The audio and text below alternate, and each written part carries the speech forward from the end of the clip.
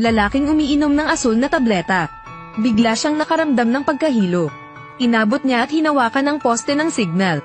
Ang poste ng signal ay direktang na-deform niya. Tapos sumakay na siya sa bus.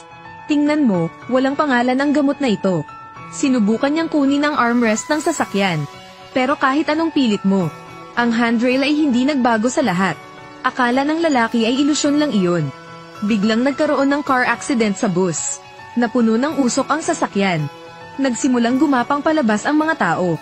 Umakyat din ang lalaki, ngunit natuklasan niya na ang kanyang bagong kinita na pera ay nasa kotse. Bumalik siya ulit sa sasakyan. Sa kabutihang palad ay natagpuan niya ang pera pabalik. Nang malapit na siyang lumabas, "May gusto ng tulong mo." Nataranta ang lalaki. Ang sasakyan ay sisabog anumang oras. Ang pagligtas sa kanila ay maaaring ilagay sa panganib ang iyong sarili. Ngunit nagpasya pa rin siyang iligtas sila. Humakbang ang lalaki. Natagpuan ng ina ng dalaga na nakaipit sa ilalim ng upuan. Sinubukan niyang ilipat ang upuan. Ngunit hindi siya sapat na malakas. Biglang may sumabog. Ang kanyang pera ay nahulog sa lupa. Nagsimula pa itong masunog. Bigla niyang nakita ang bote ng gamot. Naisip ni Zhang Yixan ang kapangyarihan ng tableta. Naglabas siya ng pil. Pagkatapos ay ipasok ito sa iyong bibig. Ang pamilyar na pakiramdam ng pagkahilo. Gusto niyang subukan ang kapangyarihan ng tableta. Umupo na siya sa upuan niya sa kotse. Umabot at humawak sa upuan. Binunot niya talaga lahat ng tornilyo. Pagkatapos ay nailigtas niya ang mag-ina. Bigla niyang naalala na nasa sasakyan pa ang pera niya. Gusto niyang bumalik ulit, ngunit biglang sumabog ang sasakyan. Zisha pala ang pangalan ng lalaking ito. Nasa krisis siya. Dahil walang pera ang pamilya. Hindi man lang siya nakapagbayad ng renta. Gusto siyang hiwalayan ng kanyang asawa. Nasa rebellious phase na naman ang dalaga. Ang pera ay palaging kailangan sa buhay. Kaya naman naging drug tester si Zisha. Pero hindi siya pinili. Dahil hindi maganda ang kalusugan ni Zisha. Sa kabutihang palad, binigyan siya ng kumpanya ng drug testing ng pera. Magnanakaw ang lalaking ito. Nagnakaw din siya ng isang bote ng gamot doon at ibinigay kay Zisha. Magkakaroon ka ng mabuting kalusugan kung inumin mo ito. Alam ng lalaking ito na ito ang gamot na susubukan niya. Sa oras na ito ay nasa maliit na restaurant si Zisha. Umalis siya pagkatapos iligtas ang mga tao. Hindi nagtagal ay lumabas na ito sa balita. Pero madumi ang mukha niya. Walang makakakilala sa kanya. Ang sabi ng pulis ay malaki ang pabuya para sa mabait na taong iyon. Mabilis na pumunta si Zisha sa istasyon ng pulis. Sinadya rin niyang ipininta ang kanyang mukha para matulad sa kinunan ng larawan sa eksena.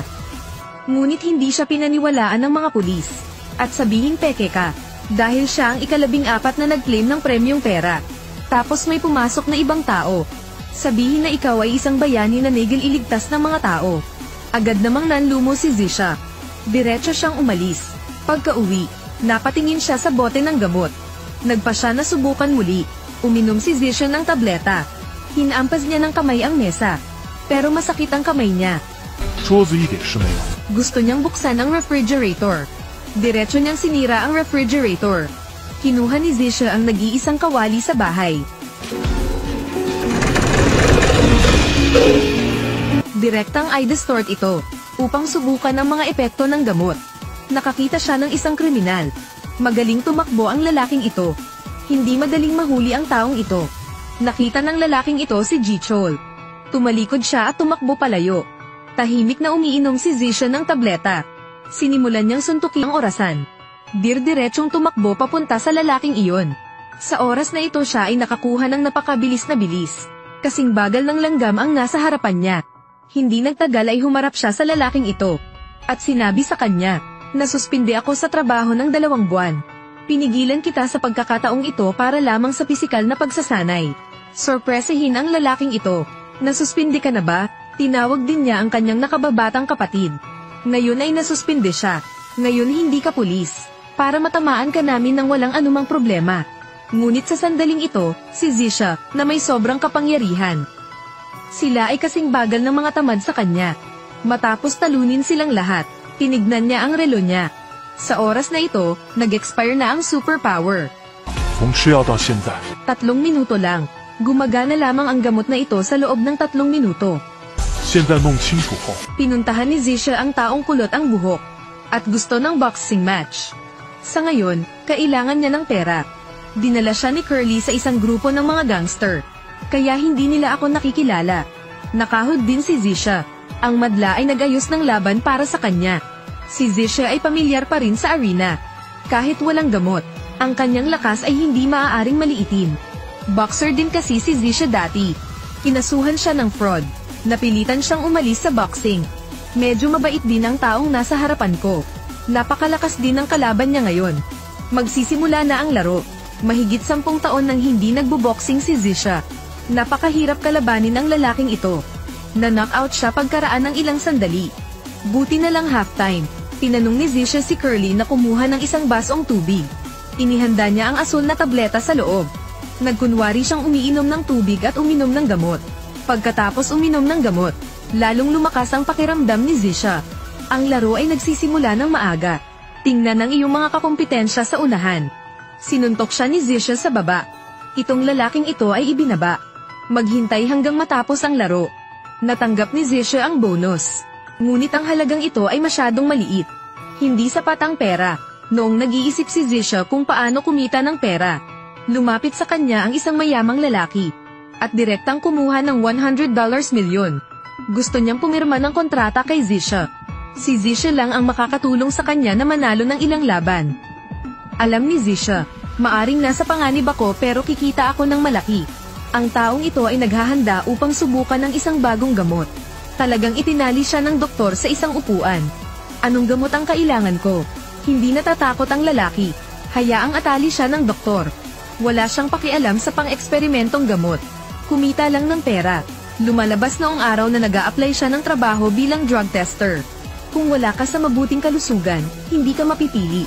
Alam ng mga lalaki na hindi maganda ang kanilang kalusugan. Kundi para kumita. Siya ay naging matalino. Sinamantala niya ang pagkawala ng doktor. Talagang ipinagpalat niya ang kanyang sample ng dugo sa iba. Bago umalis, nagnakaw din siya ng 2 bote ng gamot. Ang taong pinalitan ay si Zisha. Alam niyang si Zisha ang boxing champion 10 taon na ang nakararaan. Naisip niya na siguradong malusog ang katawan ni Zisha.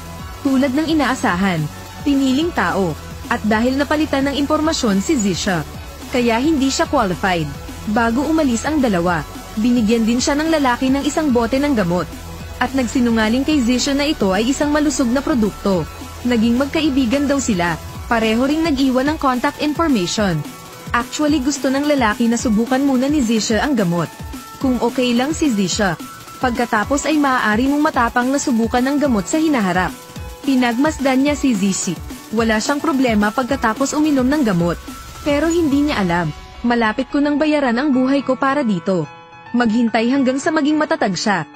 医生倒出几粒蓝色的药。 At maraming tao ang lumabas sa lab. Pagmasdan siyang mabuti. Chin Shou, ang boss ng biological na organisasyong ito. Dahil ang eksperimentong ito ay napakahalaga. Naghintay siya ng 10 taon. Binigyan siya ng doktor ng tableta. Pero napalunok lang siya ng gamot. Bigla kong naramdaman na sumakit ang ulo ko.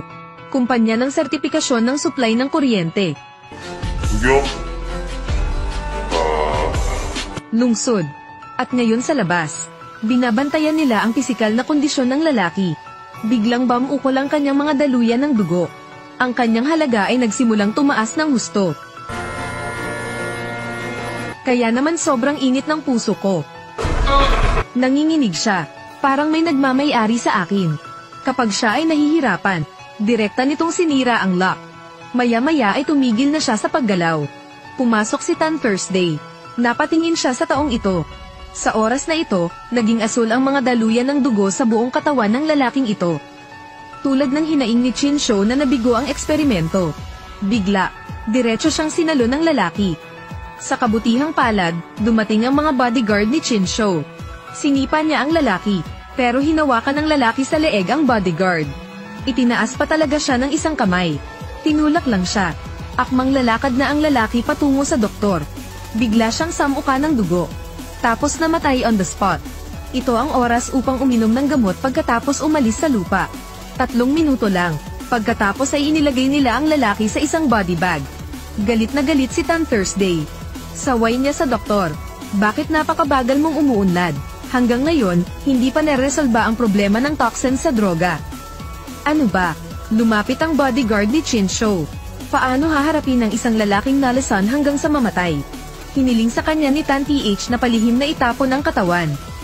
Kung alam ng pulis ang tungkol dito, ang pananaliksik sa droga ay tumatagal ng mas maraming oras. Gusto niyang gumawa ng karagdagang mga eksperimento. Ngunit hindi nakinig si Tan Do sa payo ng doktor. Hiniling niya sa kanyang mga tauhan na harapin ito. Hayaan siyang humanap ng paraan para maibalik ang kanyang katawan. Sa ganitong paraan lang, upang malutas ang problema ng toxicity ng droga sa lalong madaling panahon. Hindi pa nila alam, sa oras na ito, umasa si Zisha sa gamot upang makakuha ng malaking lakas. Masasabing hindi pa ito tapos. Uminom si Zisha ng asul na tableta. Laking gulat niya, matapos inumin ang gamot na ito. Maaari kang magkaroon ng mga superpower sa loob ng 3 minuto. Kaya nagsimulang magsanay si Zisha ng black boxing. Manalo ng kampyonato sa bawat laban sa underground ring. Ito rin ang naging dahilan para madiskubre siya ng kanyang big boss. Pumirma ng kontrata ang mayayaman kay Zisha. Sa tuwing mananalo siya, magkakaroon ng higit pang mga bonus. Kaya kumikita at kumikita si Zisha. Kailangan niya ng maraming pera. Naging drug tester siya, since nakuha niya yung blue potion. Malaki na ang kinita niya. Sa oras na ito, dinala ng mga tauhan ni Tan Thursday ang bangkay. Maging handa upang harapin ito. Ngunit sa daan ay naaksidente siya sa sasakyan. Maraming tao sa paligid. Bumaba ng sasakyan ang lalaki. Pagkatapos ay buksan ang bolt. Gusto niyang burahin ang mga bakas. 并且把脸也给弄得面目全非。 Pagkatapos ay lumayo siya. Ayaw niyang malaman ng mga pulis ang pagkakakilanlan ng bangkay. Hindi pa rin alam ng mga manunood kung ano ang nangyayari. Lumapit ang isang lalaki sa trunk ng sasakyan para tingnan. Matapos makita ang katawan sa loob, halos maihi ang lalaking ito sa takot. Sa oras na ito, nilagdaan ang Zisha News. Ito ay naging isang sikat na kaganapan sa buong Korea. Dahil 10 taon na ang nakalipas. Nahuli si Zisha na nanloloko. Kaya naman napilitan akong magretiro sa mundo ng boxing. Sa katunayan, siya ay nasaktan. Ngayon ay bumalik na siya. Walang naniniwala na mayroon pa rin siyang lakas tulad ng dati. Ang kanyang pinakaunang laro pagkatapos mapirmahan. Magsisimula na, pinuri pa siya ng host. Kung hindi matalo si Zisha sa loob ng 3 round, siya ay magsasahimpapawid ng live at kakain ng 20 libra ng karne. Lalong mayabang ang kalaban ni Zisha. Sinabi niya na ang isang suntok ay magdadala kay Jichol sa hari. Kaya niyang talunin ang kampyon ng 10 taon na ang nakakaraan. Sobrang satisfied din. Magsisimula na ang kanilang laro. Kung tutuusin, matagal nang nag-ehersisyo si Zisha. Isa pa, mas matanda siya. Nagpupumiglas siya sa lalaking nasa harapan niya. Ang hirap talaga. Mabilis siyang ibinaba. Ngunit nagpatuloy siya hanggang sa halftime.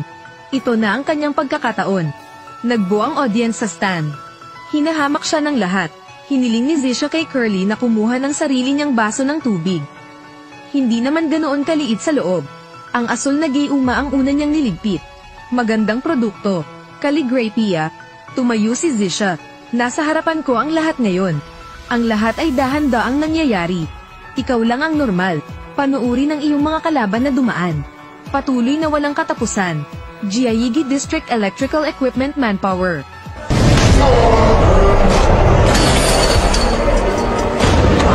Umakyat ang kamay. Diretsyong niyakap niya si Zisha. Pero parang may hawak siyang bukol na bakal. Kahit anong pilit ko, hindi ko siya kayang pigilan. Hinawakan ni Zisha ang kanyang buhok. Mukhang natakot ang lalaking ito. Pakiramdam ni Zisha ay masyado siyang halata. Gusto kong magpanggap, tapos nataamba ako habang nakayakap sa lalaking to. Sinasakyan siya ng kalaban at patuloy na sinuntok. Iniwasan ni Zisha ang bawat suntok. Nang malapit nang tumigil ang gamot niya, diretso siyang sinuntok ni Zisha. Nawala ng malay ang taong ito. Nataranta ang lahat. At tinanong ng presenter na ito ang kanyang kasamahan. Bago magsimula ang laban. Bago magsimula, di ba sabi mo gusto mong tumaya? Kailan? Bago ang laban. Sino ka? Kaibigan.